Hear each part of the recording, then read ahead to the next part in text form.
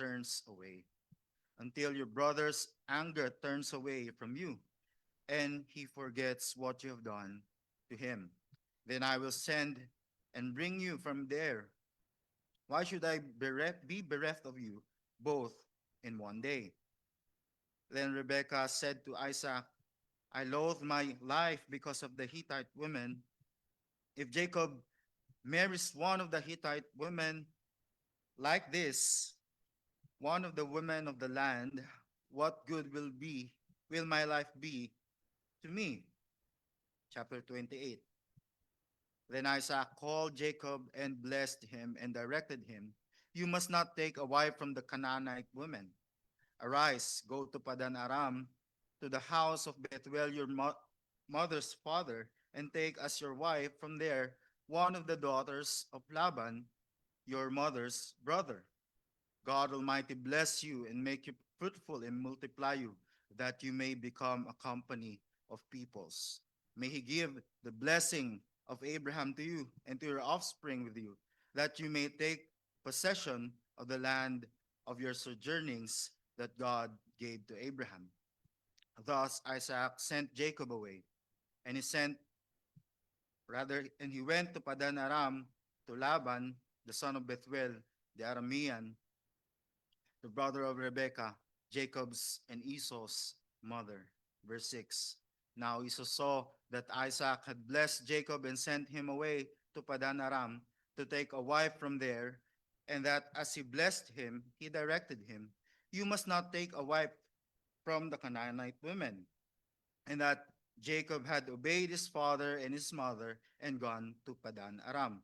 So when Esau saw that the Canaanite woman did not please Isaac his father, Esau went to Ishmael and took as his wife, besides the wives he had, Mahalath, the daughter of Ishmael, Abraham's son, the sister of Nebaioth. Tayo pong lahat ay manalangin. Maraming salamat po, aming Diyos na makapangyarihan sa lahat at aming tapat na Ama na nasa langit, na siyang tunay na nagmamahal sa amin at siyang tumupad ng iyong mga pangako sa amin higit sa lahat sa pamamagitan ng aming Panginoong Jesucristo, at patuloy, O Diyos, na inaantay namin ang kalubusan ng iyong pangako sa amin sa muling pagbabalik ng aming Panginoong Jesucristo. Kaya naman, O Diyos, sa aming pag-aaral ng iyong salita, ang inyong paggabay sa amin sa pamamagitan ng iyong banal na Espiritu, at siyang maranasan po namin at mapaalala po sa amin, mapanariwa sa amin,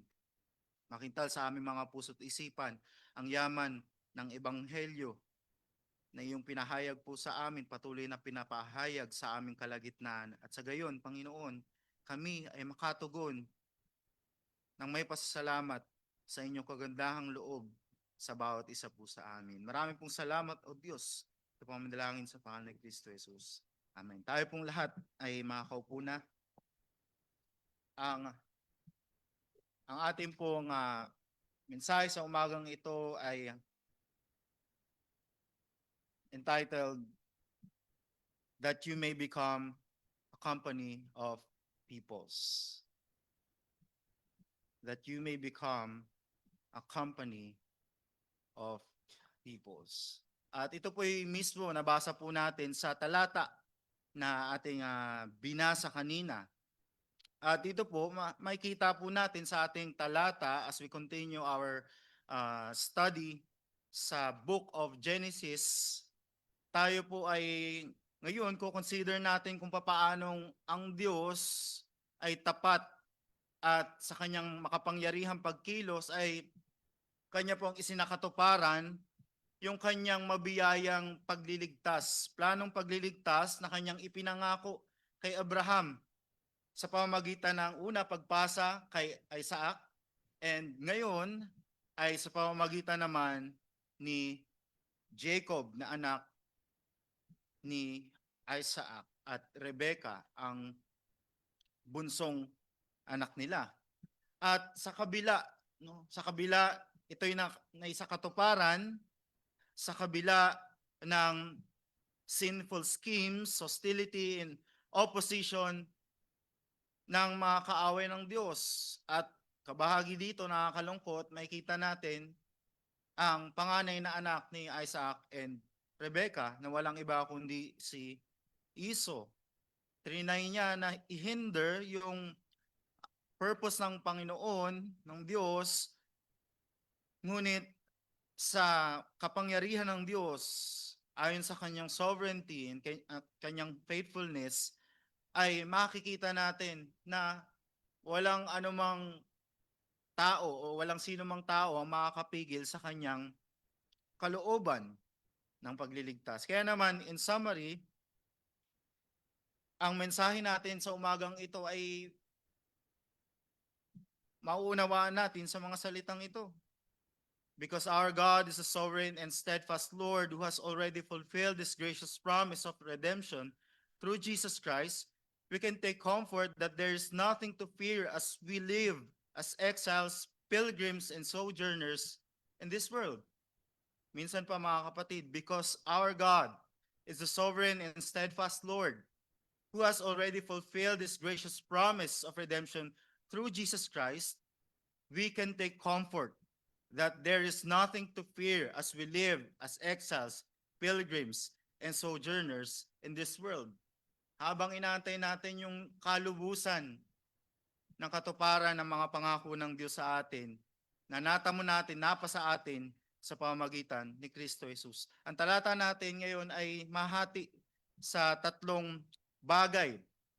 Una mga kapatid, may kita natin dito yung masamang balak na paghihiganti. Verse 41 to 45 ng chapter 27. Ikalawang bahagi, may kita natin dito yung matapat o yung pangakong tapat na mapagkakatiwalaan. Hindi lamang ni Jacob, maging sa atin din na mga mananampalataya kay Kristo Jesus. At dito yung makikita natin sa chapter 27 verse 46 hanggang chapter 28 verse 5. At sa ikahuling bahagi, makikita natin dito yung mangmang na gawi ng isang rebelde. At makikita natin ito sa ikahuling bahagi nga, verses 6 to 9 ng ating chapter 28. Kaya wala nang patumpik-tumpik pa, tayo ay tumungo sa ating unang bahagi ng ating pag-aaral. Una, makikita natin dito yung the fearful plot to revenge o yung masamang balak ng paghihiganti. So matapos makuha ni Jacob yung pagpapala bilang nararapat na ayon sa kalooban ng Diyos, ayon sa karunungan ng Diyos, yung pagpapala na siya ay maging tagapagmana nung covenant ng Diyos kay Abraham, makikita natin na nagkimkim si Esau ng matinding galit laban kay Jacob sa kanyang bunsong kapatid. At nakita naman natin, no, ganun talaga yung prophecy na ipinagkaloob ng Diyos kay Rebecca. The older shall serve the younger. May kita natin sa unang bahagi ng ating talata na kinasuklaman ni Esau si Jacob. Siya'y nagkimkim ng galit sa kanyang kapatid dahil saan? Dahil dun sa pagpapala na kanyang tinanggap mula sa kanyang ama, na ito'y walang ibang tinutukoy kundi yung covenant promise ng Diyos na ipinangako sa kanilang ninuno na si Abraham. At dahil dito mga kapatid, makikita natin na yung hatred ni Esau kay Jacob ay nag-lead doon sa kanyang pagplot o pagpaplano na kanyang patayin ang kanyang kapatid. Ito ay kanyang sinabi niya sa kanyang puso. Gusto niyang patayin si Jacob dahil sa kanyang pagkainggit doon sa pagpapala na tinanggap nito sa kanyang ama. Sa madaling salita mga kapatid, ang dami ko kasing nakalagay dito at habutin tayo ng matagal. Sa madaling salita mga kapatid, ito lang yung pinupunto sa atin nitong ating unang bahagi. No? Nais hadlangan ni Iso yung plano ng Diyos na ipagkaloob kay Jacob yung pangako, yung tipan na kanyang ipinagkaloob kay Abraham sa pamamagitan ng ng pagtapos sa kanyang buhay. Aanuhin pa ni Jacob yung tipan na ito kung wala na siya. Hindi niya na mapapakinabangan. Hindi na matutupad ang pangako ng Diyos kay Jacob kung siya ay wala na. Yun ang nasa isip ni Iso. At mula dito sa katotohanan na ito, mga kapatid, makikita natin si Iso na nagkaroon siya ng galit, nahantong sa pagpatay sa kanyang kapatid dahil hindi niya nakuha yung isang bagay na nais niya. At ano yun? Yung blessing. At ganun din yung pinapaalala sa atin, hindi ba? Sa James. Kaya tayo nagkakaroon ng galit, hidwaan sa isa't isa dahil hindi natin nakakamtan, hindi napupunta sa atin, hindi natin nakakamit yung mga bagay na hinahangad natin. At ano pa, hindi lang yun yung sinasabi sa atin ng James. Dahil hindi tayo nagtitiwala sa Diyos, hindi tayo humihingi sa Diyos. Hindi ba't ganito din ang nangyayari sa atin, mga kapatid? Hindi ba tayo katulad din? Nagiging katulad din ni Iso sa mga pagkakataon na yung mga bagay na ninanais natin ay hindi natin makamit. Kaya ito yung nagdudulot sa atin ng galit, ng puot sa ating kapwa. Na imbis na tayo magtiwala sa Diyos, gusto nating kunin ang mga bagay, gusto nating mapasa atin ang mga bagay ayon sa sarili nating kagustuhan. Nahahantong sa pagkitil ng ating kapwa.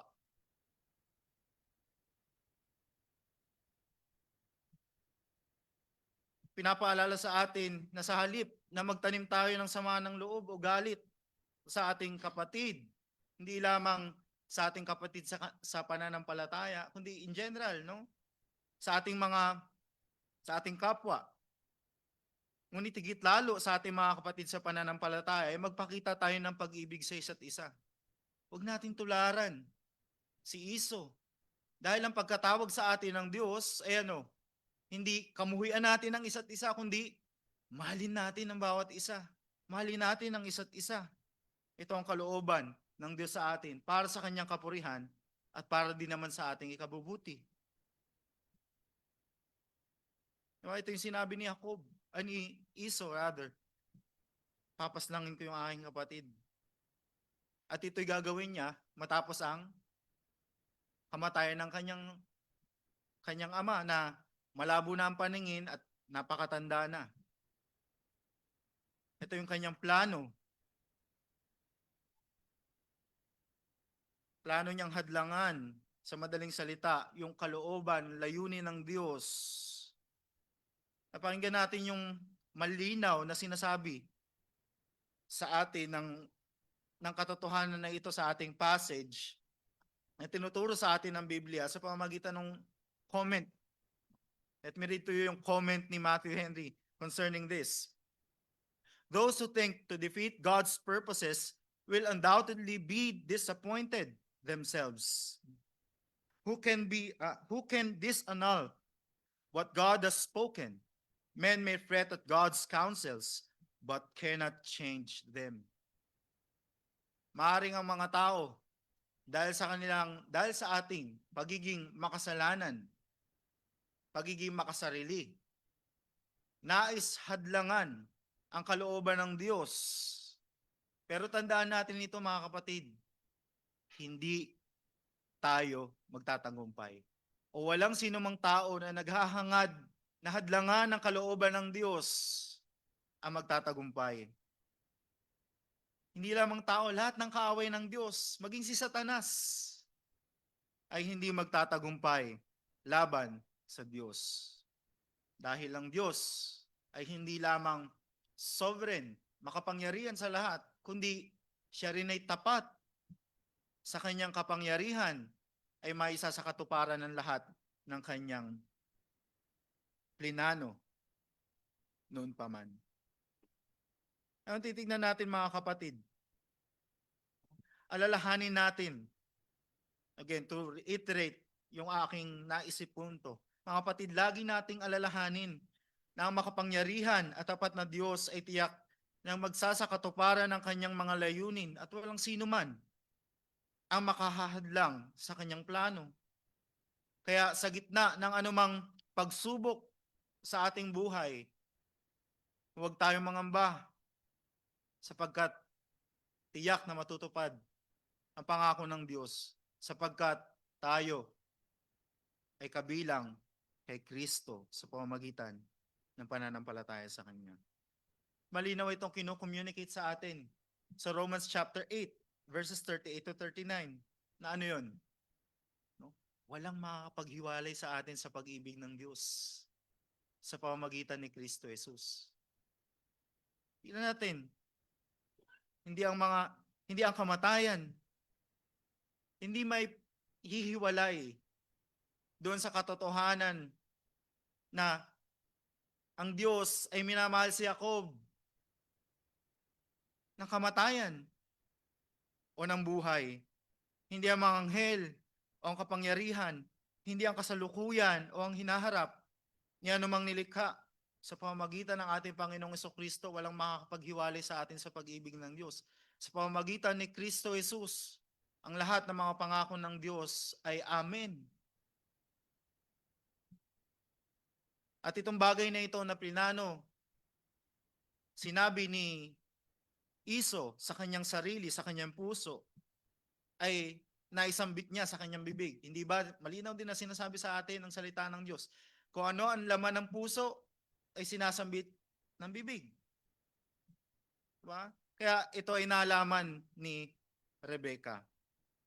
At ano ang kanyang ginawa? Pinatawag niya si Jacob at sinabi itong plano ni Iso na nais siyang patayin ng kanyang panganay na kapatid.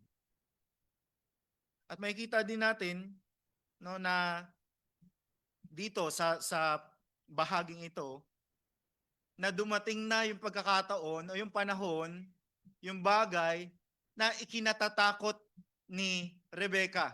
Hindi ba doon pa lang, nasa sinapupunan pa lang itong dalawang ito ni Rebecca, si Esau and Jacob, nagtatalo na sila.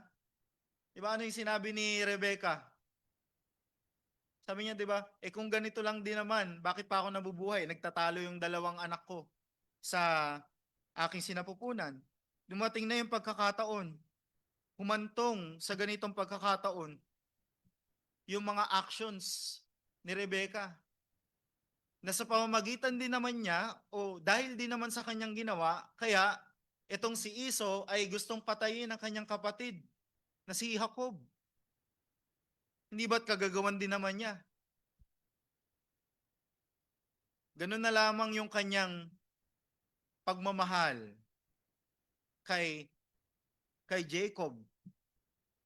To the point na no, parang wala siyang pagmamahal na ipinapakita kay Esau. Mas pinaburan niya si Jacob dahil alam niya at malinaw sa kanya na yung pangako ng Diyos ay magpapatuloy kay Jacob. Kaya, nabanggit ko na to dun sa preaching na yun. Sa mga nanay at tatay dito na hindi lang iisang anak ang meron sila. Maraming anak. Huwag tayo magpakita ng partiality dahil ito ay magdudulot ng hindi maganda sa pamilya, specifically sa inyong mga anak. Kasi mararamdaman nila iyon at magkukos iyon sa kanila ng pag-act na hindi din natin magugustuhan later on. At ito nga yung nangyari kay Rebecca.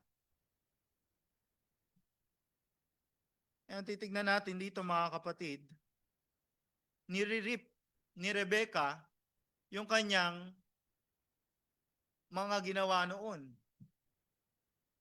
Particularly doon sa part na kung saan tinulungan niya si Jacob na dayain hindi lang si Iso, maging ang kanyang asawa na si Isaac para maibigay lang yung blessing, yung pagpapala kay Jacob. Bagamat ito'y nararapat naman talaga sa kanya, pero ginawa nila ito, napunta ito kay Jacob sa pamamagitan ng pandaraya na sa tulong ni Rebecca. Kaya nung pinatawag niya si Jacob at binanggit niya ang planong pagpatay sa kanya ng kanyang kapatid na si Iso, ito yung sinabi, ito yung mungkahi at utos, hindi pala mungkahi, utos actually ni Rebecca na kanyang ina. Ano ito? Sundin mo ang aking tinig. Ngayon anak, ngayong sinabi ko na sa iyo itong plano ng iyong kapatid, ng iyong kuya, pakinggan mong maigi at sundin mong maigi itong aking sasabihin sa iyo. Hear my voice. Listen to my voice. At makikita din natin ito, or nakita na natin to, narinig na natin ito sa previous verses na meron tayo sa chapter 27, verse 8 and verse 13. Same na same. Son, listen to my voice. Obey my voice. At dito, may kita natin si Rebecca na kagaya ng kanyang ginawa bago nila o sa kanilang pagplano na dayain si Iso at si Isaac upang makuha ang pagpapala, may kita natin na siya ay umasa sa kanyang sariling karunungan, sa sarili niyang plano. At ito'y nagdala lamang kay Jacob sa higit pang kaguluhan at kapahamakan. Hindi lang kay Jacob, sa kanilang pamilya. So, the last time, mga kapatid, na sinabi ito at pinakinggan ito ni Jacob mula sa kanyang nanay na si Rebecca, kapahamakan ang naidulot. At titingnan natin, mga kapatid, hindi kagaya nung nasa sinapupunan pa lamang ni Rebecca ang kanyang mga anak, ang kanyang ginawa sa kanyang naranasan na pagtatalo ng kanyang anak na si Esau at Jacob sa kanyang sinapupunan, siya ay lumapit sa Diyos. Pero dito sa puntong ito na papatayin ni Esau, si Jacob, hindi siya humingi ng tulong mula sa Diyos. Hindi siya nag-inquire sa Diyos. Sa halip, siya ay muling nagtiwala sa kanyang sarili, sa kanyang sariling karunungan, sa kanyang sariling diskarte. Kaya ang paalala sa atin, mga kapatid, sa bagay na ito, sa gitna ng mahirap or may hirap na sitwasyon sa ating buhay, ang panawagan sa atin ng Diyos ay hanapin ang kanyang kalooban. Tayo ay lumapit sa kanya, humingi ng tulong, humingi ng gabay, humingi ng karunungan. Hindi katulad ni Rebecca na nagtiwala sa kanyang sariling kaalaman at diskarte. Sapagkat sa pagsubok o sa sitwasyon na ito na napakahirap,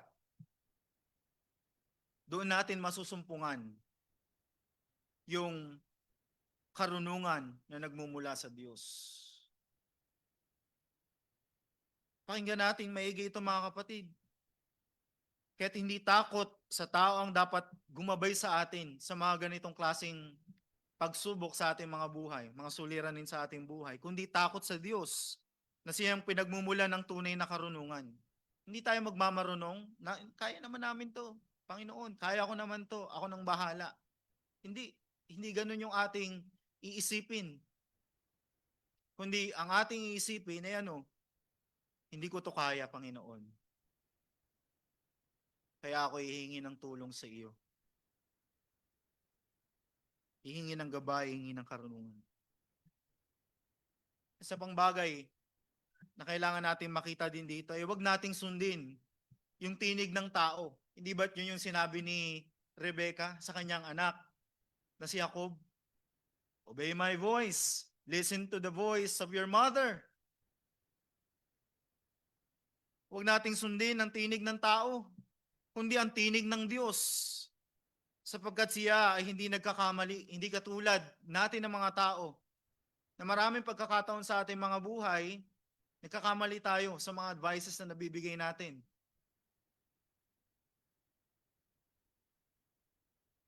Ang Diyos ay hindi nagkakamali at yung kanyang kalooban ay laging para sa ating ikabubuti, hindi sa ating ikasasama. Hindi kagaya ni Rebecca na nagmamarunong, kaya saan lagi napupunta? Sa kapahamakan. At ito na naman, susundin na naman siya ni Jacob. Sa mga susunod na passages na pag-aaralan natin, saan napunta si Jacob? Kay Laban. Laban o bawi, di ba? Anong naranasan ni Jacob doon kay Laban? Paghihirap.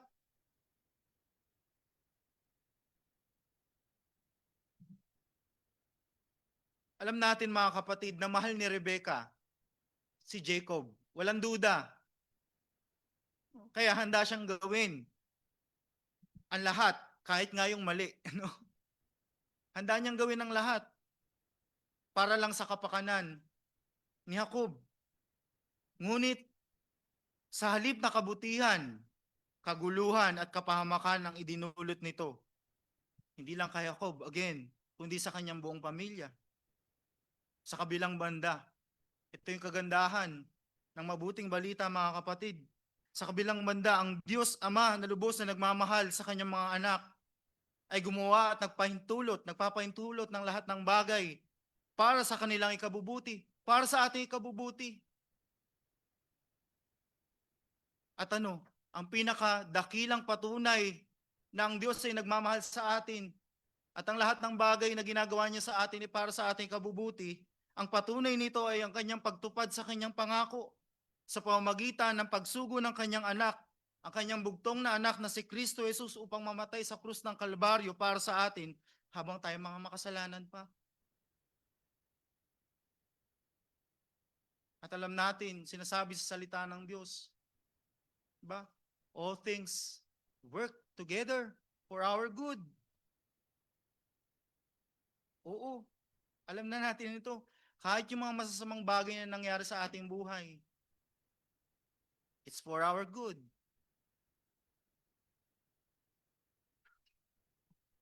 Bakit? Dahil ang Diyos ay sovereign at tapat sa kanyang pangako. Maging yung mga bagay na yun, yung mga masasamang bagay na ating nararanasan at mararanasan pa sa pagpapatuloy ng ating buhay, ay ang ganda ng language, sa Heidelberg Catechism, He will turn those evil things na experience natin in this veil of tears for our good. Ngayon, ano yung plano ni Rebecca? Patakasin si Jacob mula dun sa plano ng kanyang panganay na kapatid. Pumunta ka muna dun sa aking kapatid na si Laban, doon sa Haran. Pahupain mo muna yung galit ng iyong kapatid na si Iso. Karaniwan din ito sa atin mga kapatid, hindi ba? Kapag merong matinding pag-aaway-away, alitan sa pamilya, doon ka muna, uwi ka muna probinsya, di ba? Uwi ka muna probinsya, pakalayo-layo ka muna. Huwag muna kayo magkita, huwag muna kayo mag-usap. Actually, mas totoo nga ito Kapag malayo sa isa't isa, parang minsan-minsan lang nagkikita ang magpapamilya, okay. Pero pag lagi magkakasama, lagi nag-aaway. Di ba? At least sa family namin, totoo yun. Lalo na kapag magbabayaran na ng Meralco. Lagi nag-aaway, buwan-buwan. Mapapansin natin, mga kapatid, dito, palamigin muna yung sitwasyon. Mapapansin natin dito na si Rebecca ay yun nga kumikilos na para bang kontrolado niya ang lahat ng bagay. Ano yung sinabi niya? No? Palamig ka muna doon. Doon ka muna sa kapatid ko. Tapos, kapag okay na lahat, papabalikin kita dito. Ako mismo yung susundo sa iyo. Na para bang alam niya kung kailan huhupa yung galit ni Iso. At para bang sigurado siya na aabutan niya pa yon na humupa ang galit ni Iso at buhay pa siya. Na para bang sovereign siya. Nahawak niya ang lahat ng bagay, nakontrolado niya lahat ng bagay. Akong bahala, anak. Sagot kita. Ganito rin yung nangyayari sa atin, di ba mga kapatid? Dahil sa takot na maaaring sa maaaring mangyari, masamang mangyari sa atin, mas nagtitiwala tayo sa sarili nating diskarte kaysa humingi tayo ng tulong sa Diyos. Pero ito yung kagandahan, mga kapatid. Gayon man, kahit ang mga pangyayaring ito ay bunga ng karunungan at pagsisikap ng tao, hindi pa rin ito hiwalay sa probidensya ng Diyos.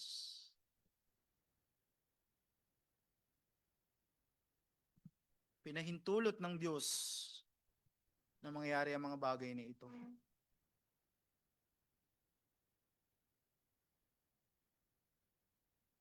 Siya pa rin ang tutupad sa kanyang layunin sa kabila ng mga magulong pangyayari sa buhay ng tao.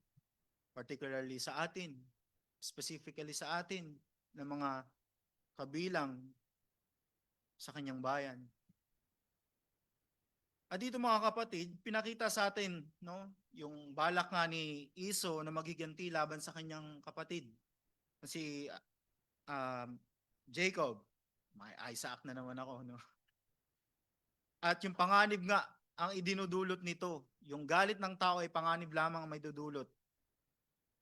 Ngunit hindi ito nagawang hadlangan yung kalooban ng Diyos. Yung layunin ng Diyos sa kanyang tipan. At sa pagpapatuloy, makikita natin, pagpapatuloy ng narrative na ito, lilipat yung focus doon sa pagtungo ni Jacob or paglabas ni Jacob doon sa lupain ng Kanaan, pagpunta sa Haran, upang isakatuparan ayon sa biyaya ng Diyos yung tapat na pangako ng Diyos. Ano yung itong pangakong ito? Isang pangakong kailanman mapanghahawakan natin at mapagkakatiwalaan natin habang tayo humaharap sa napakagalong mundong ito. Sa isang mundo na hindi natin alam kung ano yung nag-aantay sa atin sa kinabukasan. Kaya tignan natin sa ikalawang bahagi ng ating talata. Anong oras na? The faithful promise to rely on, o yung tapat na pangako, tapat na pangako maaasahan. So dito sa verse 46, makikita natin mga kapatid, dahil sa takot, itong si Rebecca ay balak, dahil sa takot ni Rebecca sa balak, rather ni Iso, na patayin si Jacob, ginamit niya itong alibi, or ginamit niya itong dahilan, yung usapin ng patungkol sa pag-aasawa. Ginamit niya itong dahilan o rason kay Isaac upang mapaalis or palabasin si Jacob mula sa lupain ng Kanaan. Ito yung kanyang paraan para mailayo si Jacob sa tiyak na panganib.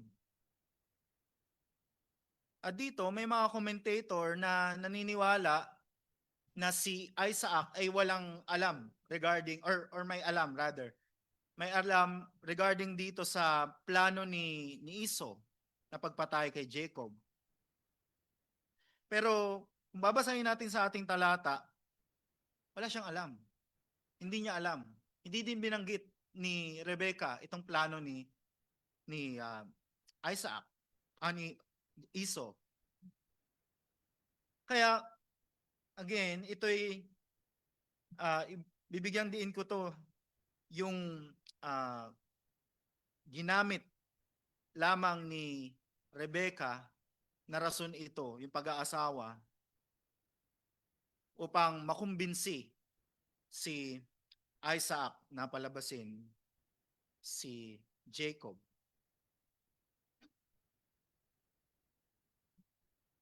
At ito'y kaugnay doon sa verses 26, chapter 26, verses 34 to 35, yung verse 46 ng chapter 27. Dahil doon sa ginawa ni Esau na pag-asawa niya ng mga anak ni Het, ng mga Hittites. So dalawa yung kanya naging asawa. Ito'y nagdulot ng masamang bagay, paghihirap kay Isaac at Rebecca. At bukod doon, hindi naman dapat talaga sila kumuha o si Esau, hindi dapat siya kumuha ng mapapangasawa na labas doon sa tipan ng Diyos sa kanilang pamilya. Kaya nga makikita natin dito yung pagre-rebelde din talaga ni Esau. At mapait nga at mabigat yung kanilang dinana sa buhay dahil dito sa ginawa o sa pagpamamaraan ng pag-aasawa ni Esau. At hindi lamang isang Hiteo ang kanyang naging asawa, kundi dalawa. So, yung isang manugang nga yung isang manugang pangalang, hindi naman siguro lahat. Mahirap na, dalawa pa kaya, no? So, tingnan natin. Ito yung present ni Rebecca kay Isaac upang kumbinsihin siya. Kaya pinatawag ni Isaac si Jacob at sinabi sa kanya, inatasan siya na huwag kukuha ng kanyang mapapangasawa mula sa mga anak ni Kanaan o ng mga babaeng taga-Kanaan. Dahil sila ay labas sa tipan ng Diyos. Mahalaga itong utos na ito, mga kapatid. Dahil kung titignan natin, bilang tagapagmana ng covenant ng Diyos sa kanilang pamilya, particularly kay Abraham, pinagkaloob, siya yung magpapatuloy ng lahi ng kanilang pamilya at magdadala ng pangako ng Diyos upang ito'y ganap o hanggang sa ito'y ganap na may sakatuparan. Ngayon ang tanong sa atin ay ito, bakit ba hindi dapat mula sa mga anak ni Kanaan o mga taga-Kanaan kumuha si Jacob ng kanyang mapapangasawa? Balikan natin, Genesis chapter 9 verse 25-26. Ito yung sinabi ni Noah sa kanyang anak na si Ham. Sumpain si Kanaan, siya ay magiging alipin ng mga alipin sa kanyang mga kapatid. At sinabi niya, purihin ng Diyos ang Diyos ni Shem. At si Kanaan ay magiging alipin niya. So yung lahi ng yung mga Canaanites ay sinumpa ng Diyos sa madaling salita. So kung kukuha si Jacob na pinagpala ng Diyos, kukuha siya ng mapapangasawa mula doon sa mga kinurse ng Diyos, ito'y contradiction doon sa malinaw na kapahayagan ng Diyos ayon sa kanyang tipan. Kaya nga pakinggan natin yung malinaw na sinasabi ni Matthew Henry regarding sa bagay na ito. Lalo na sa mga kabataan, makinig tayong maigi or makinig kayong maigi. Those that profess religion should not marry those that are irreligious. Ulitin ko, those that profess religion should not marry those that are irreligious. Alam na natin ito. Malinaw sa atin ito, mga kapatid. Kaya nakakalungkot, no? Meron tayong mga kapatiran na nahuhulog sa ganitong klaseng kamangmangano pagkakasala. At nawa sa biyaya ng Diyos, sila ay magsisi. Kumilos ang Panginoon sa kanilang mga puso't isipan at tunay na sila ay manumbalik sa Diyos. To reiterate this, mga kapatid, tayo mga pinagpala ng Diyos at kabilang sa kanyang tipan sa pamamagitan ng pananampalataya kay Kristo Jesus ay hindi dapat makipag-isa o makipamatok sa mga nasa ilalim pa ng sumpa at wala sa kanyang tipan sapagkat wala itong mabuting maidudulot sa atin kundi kapighatian at kapahamakan. Huwag nating salansangin, mga kapatid, mga kabataan, huwag ninyong salansangin ang malinaw na pamantayan ng Diyos patungkol sa pag-aasawa. To marry in the Lord is a fundamental principle of God established for our good. At tingnan natin yung sumunod na bahagi, iniatas ni Isaac kay Jacob sa verse 2. Tumindig ka at pumunta sa Padan-aram sa bahay ni Bethuel na ama ng iyong ina. Mag-asawa ka roon mula sa mga anak ni Laban na kapatid na lalaki ng iyong ina. So bakit hinayaan ni Isaac na lumabas sa lupain ng Kanaan si Jacob? Gayong pwede naman siyang magutos ng isa sa kanyang mga alipin, kagaya ng ginawa ng kanyang ama na si Abraham para sa kanya. Kaya niya na pang-asawa si Rebecca. Bakit ganon? Ito yung comment ni John Calvin regarding dito. Perhaps he took this course to avoid the envy of Esau, who might regard it as a reproach if more solicitude were manifested about his brother's marriage than about his own. Huwag patungkol kay Jacob, maging sa pag-aasawa, inasikaso, pero patungkol sa akin, parang pinabayaan lang ako. Yan tuloy. No? Nag-asawa ako ng mga hindi mananampalataya, mga hindi kabilang sa tipan ng Diyos, mga sinumpa ng Diyos. So yun yung sabi ni John Calvin. No? At yung titignan natin, gusto din ni Isaac na si Jacob mismo ang pumili. Pero meron pa ring hangganan. Doon lamang sa mga anak ni Laban. No? So hindi siya bahala ka. Pagpunta mo doon, kung sino na lang ang maibigan mo, hindi. Doon lamang sa mga anak ni Laban. Ayaw niyang tularan yung ginawa ng kanyang ama para sa kanya. No?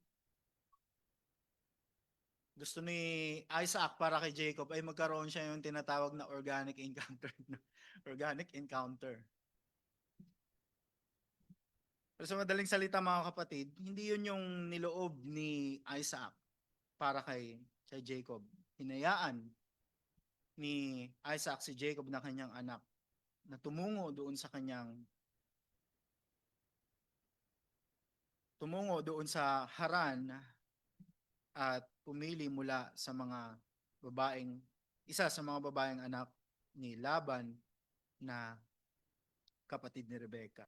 Ngayon tingnan natin yung pagpapala na sinabi, binigkas ni Isaac kay Jacob mula verse 3 hanggang 4 ng chapter 28. So nagsimula si Isaac sa pag-mention nito. Kung kanino nagmumula yung pagpapala na kanyang pinagkakaloob kay Jacob.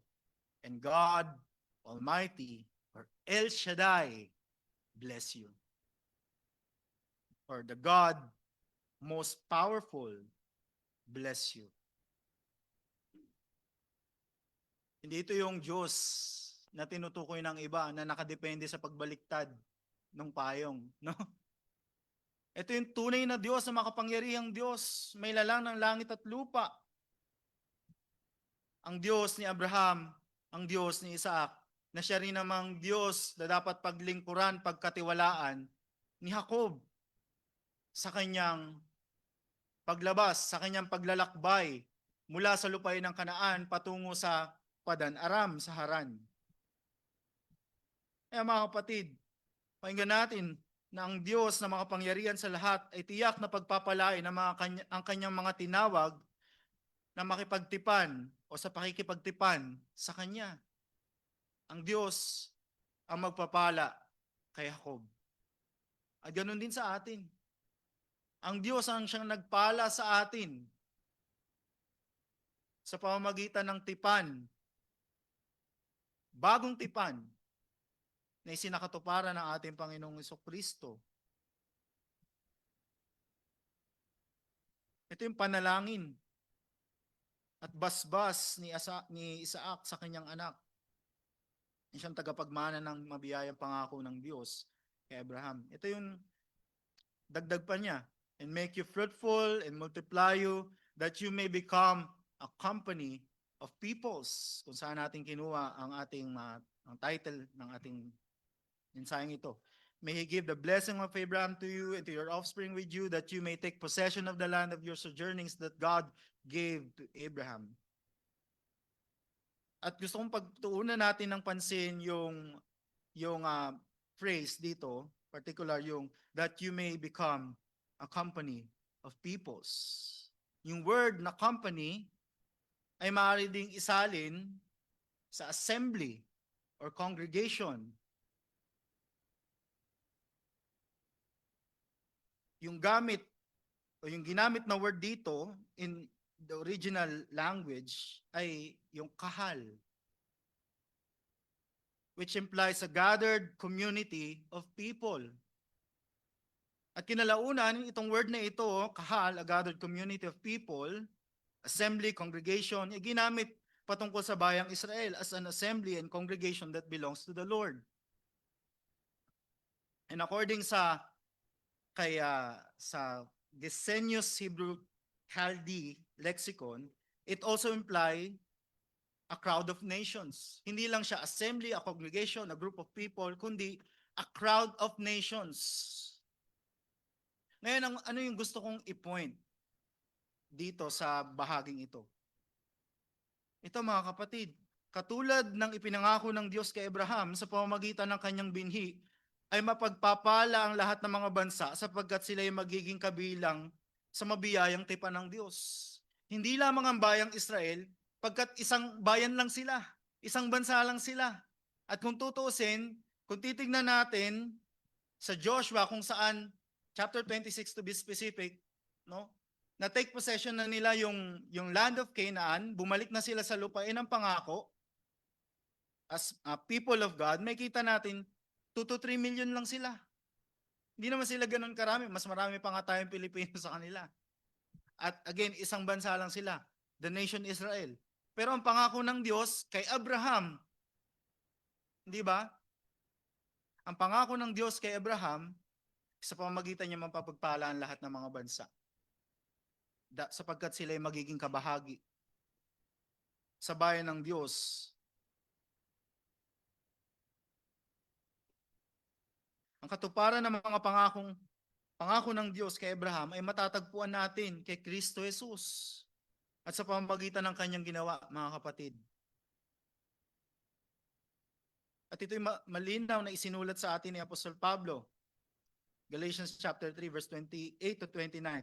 There is neither Jew nor Greek, there is neither slave nor free, there is no male and female, for you are all one in Christ Jesus, and if you are Christ's, then you are Abraham's offspring, heirs according to promise.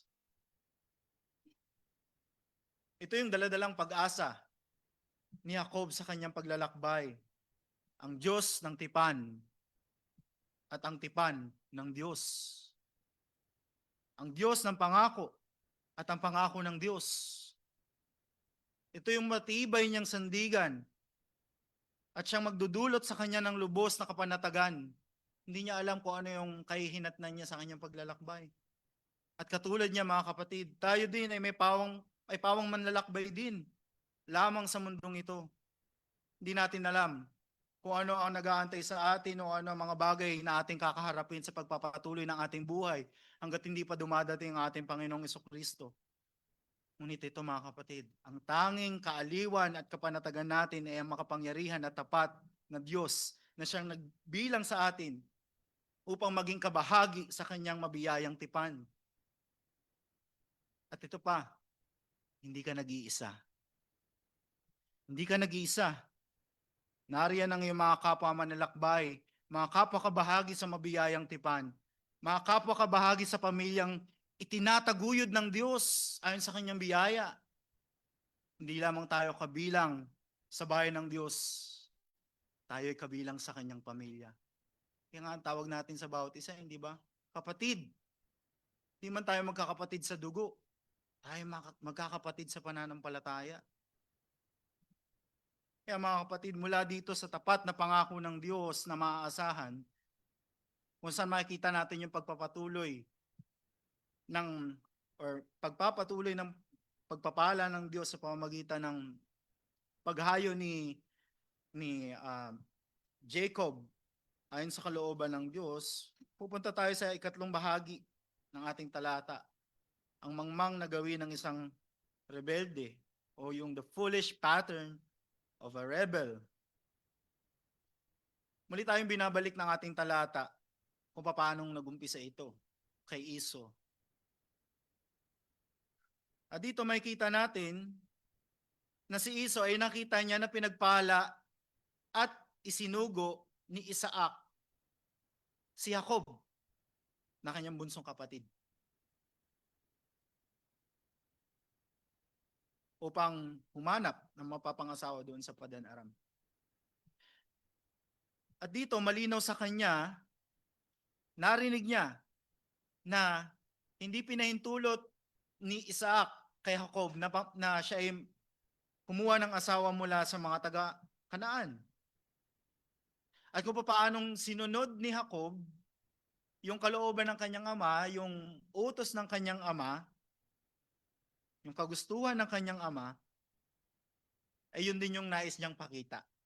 Gusto ko ding sundin yung kung ano yung sinabi ng aming ama sa aking bunsong kapatid.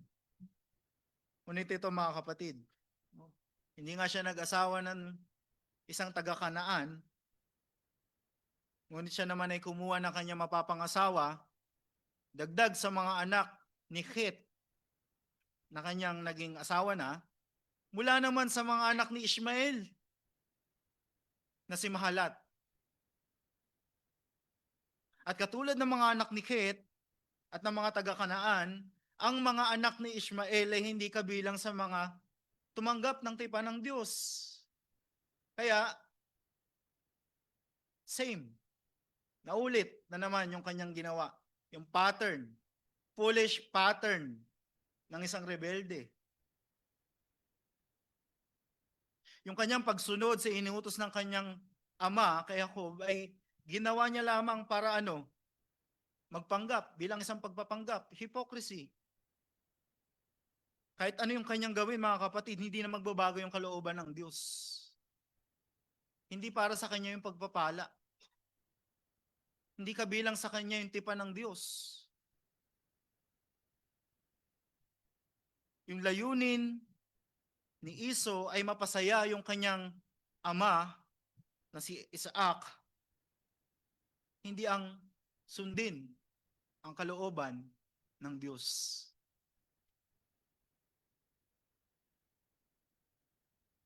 Ang ganitong kaisipan din, yung ganitong kaisipan ay tunay na kamangmangan din. Is after to please his Father, not the Lord. Hindi malulugod ang Diyos sa atin kung ang hanap natin ay ang pagtanggap ng tao. At ganito si Iso. Gusto niya matuwa sa kanya ang kanyang ama, sa kanyang gagawin. Hindi nasumpungan si Iso sa tunay na pagsisisi, bagkos ang kanyang ikinilos ay patunay na siya ay mangmang at rebelde laban sa Diyos, laban sa kalooban ng Diyos. At alam natin mga kapatid, huwag na tayong lumayo pa. Hindi ba't sa ating sarili, left to our own, tayo din ay katulad din ni Iso. Liban sa biyaya at habag ng Diyos sa atin, tayo masusumpungan din lamang sa paulit-ulit na kamangmangan at paglabag sa kanyang matuwid at banal na kalooban. Ngunit papaanong tayo mga dating rebelde ay napanumbalik sa Diyos. Hindi ito dahil sa ating kalakasan, sa kakayahan natin pagsisisi, sa determinasyon natin. Ito'y nangyari lamang sa atin sa pamamagitan ng Espiritu ng Diyos na siya nagdulot sa atin ng muling kapanganakan buhat sa Kanya. Kaya mga kapatid, to conclude this long exhortation, ano yung pinapaalala sa atin ng ating talata? Walang iba kundi ito. Ipinapaalala sa atin ng ating talata na bagamat ang tao ay naisadlangan, hindi lamang yung mga kaaway ng Diyos, minsan tayo nga rin na mga kabilang sa tipan ng Diyos, sa ating mga kilos, sa ating mga desisyon, hinahadlangan natin o para bang nais nating hadlangan yung kalooban ng Diyos. Sa kabila noon, nananatiling tapat ang Diyos sa pagtupad sa kanyang mabiyayang tipan, sapagkat siya ay makapangyarihang Diyos at tapat na Diyos. At naisakatuparan ito ultimately sa ating Panginoong Jesucristo.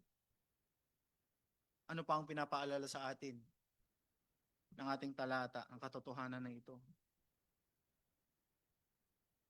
Ang katotohanan na ito mga kapatid, na tuwing araw ng Panginoon habang tayo ay nagtitipon bilang bayan ng Diyos, iba-ibang pinagmulan, iba-ibang lahi, ayon sa kanyang kalooban, ito yung kanyang kalooban para sa atin. Ano yun? Ayon sa Hebrews 10:25, let us not neglect to meet together publicly, hindi online.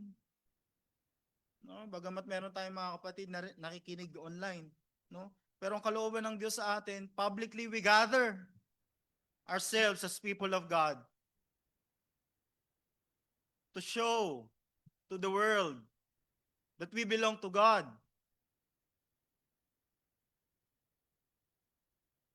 Let us not neglect to meet together, as is the habit of some, but encouraging one another, and all the more as you see the day drawing near.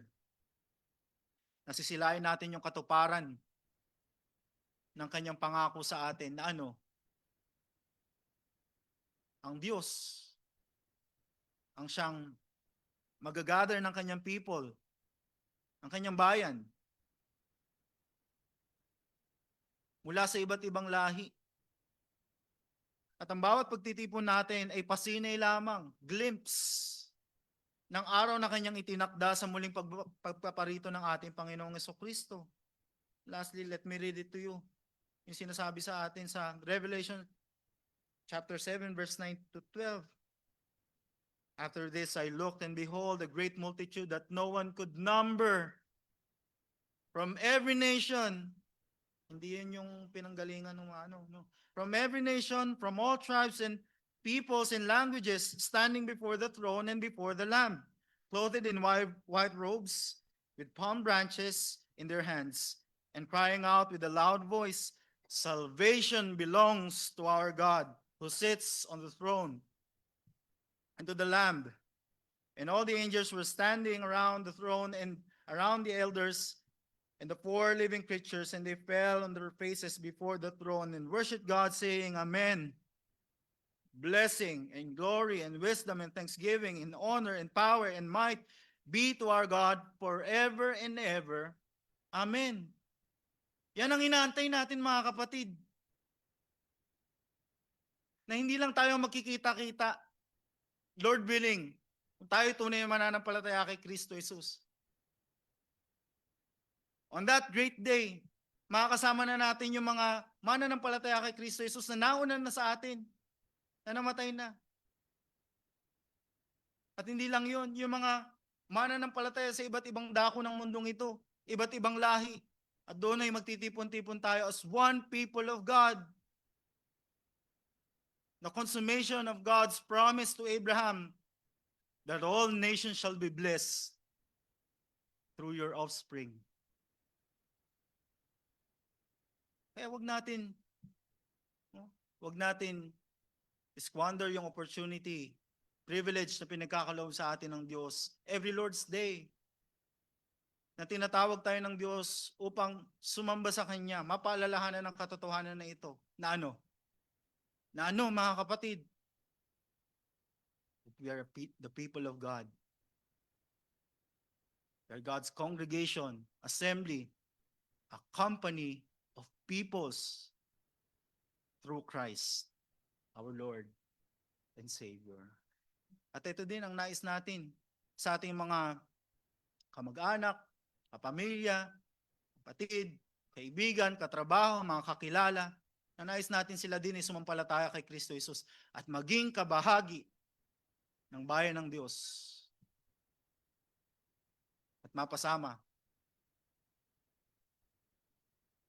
Lord willing, sa pagbabalik ng ating Panginoong Jesucristo doon sa kapulungan na pinakita sa atin sa Revelation chapter 7 verse 9 to 12. Indeed, we're looking forward in anticipation sa consummation ng promise na ito, that you may be a company of peoples. Tayong lahat ay manalangin. Aming Diyos, salamat po. Hindi nakasalalay sa amin